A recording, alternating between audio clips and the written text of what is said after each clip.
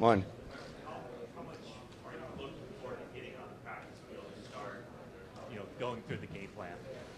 It'll be good to get back out there. I mean, that's where we need to be to get ready for Sunday. Can you tell us about how much Habo has meant for you as a coach playing quarterback? He's been a great coach. He's done a lot for me, making sure that this team's going, this offense is going, making sure that the quarterbacks are ready. Colin, good morning. What do you better today now compared from what you were doing when you first started the game, and why do you that better now? I think there's a lot of experience under my belt now, a lot more time in the offense on the game field. I think that's the biggest difference between now and then. Right in the center. Can you talk a little bit about Mike Crabtree and how it seems when he's took over the job, you target him more, he catches more balls, he's been a bigger factor. Talk about the kind of player he is and your relationship with him. Crab's a great player. He does a lot of things well. He's a very physical receiver.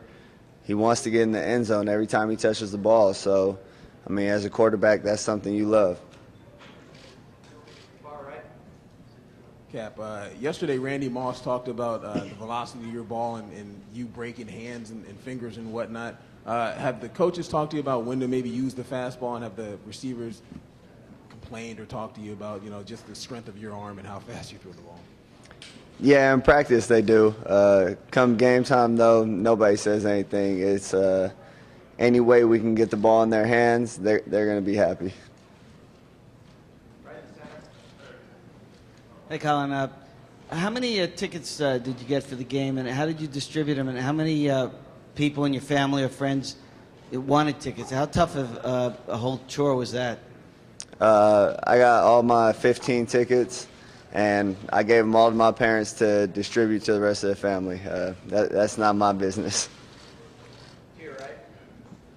Yesterday, Mike Upati said that you make his job a lot easier because even if they sort of mess up and let somebody by, you're so athletic that you can still make a play out of it. Could you explain how the offensive line and maybe Mike in general make your job easier? They've been doing a phenomenal job blocking people. Pass protection, I mean, I've barely been touched. And in the run game, they're opening up huge holes for our running backs. They're opening up the edges for me when I've been running. I mean, our offensive line, they've been playing lights out. Hey, Colin, how tough was it for you the first year and a half of your career not being able to play? What kind of kept you going? What got you through it? And what was it like to finally get on the field? It was tough. I mean, watching this team do well and not being able to contribute. For me, what kept me going was just the fact that I might get an opportunity to get out there, and when I did, I needed to take advantage of it. I think that was the biggest thing. It was a great feeling. I felt like I was back at home. Colin, I know you've been asked many times about your relationship with Alex Smith.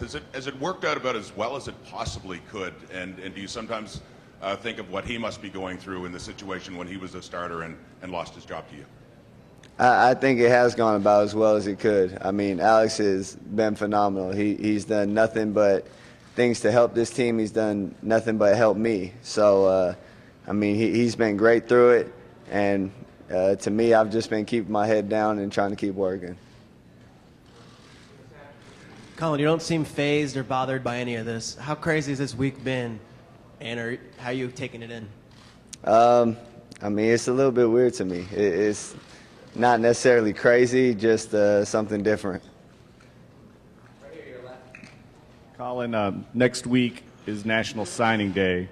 I'm curious to know about your recruitment out of Pittman, if you can kind of recall that a little bit, how heavily recruited you were, and maybe any advice you might have for kids next week that might not be highly recruited but could end up here like you one day.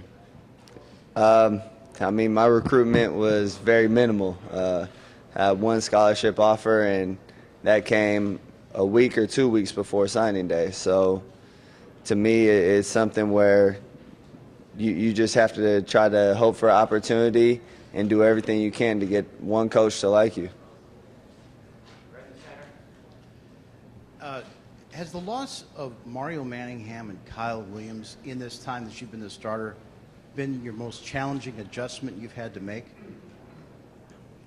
It has been tough. I think Kendall Hunter's been another player that we've lost that's been he was a big contributor to our offense.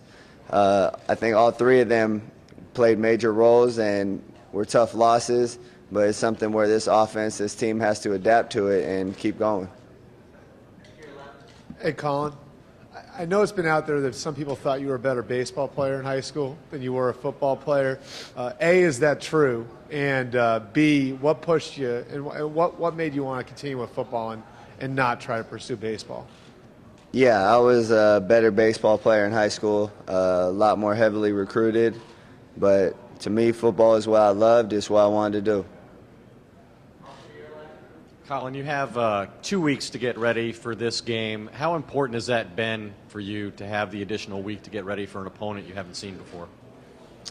It gives us another week to really scheme up their defense, get extra looks at what they're doing, and really try to detail them out. Any extra time you can get looking at something, the more comfortable you're going to be with it, and hopefully the more prepared we are. Colin, can you talk about, I guess a couple of years back you were at the Manning Passing Academy, and I think your coach had to write a letter, and just how you impressed when you got there, and just also how Vernon Davis emerged last week's game against Atlanta, the connection you're starting to have with him. Can you say the end of that question? Yeah, the connection you're starting to have with Vernon Davis after the championship game, just finding him and what he can do against linebacker safeties.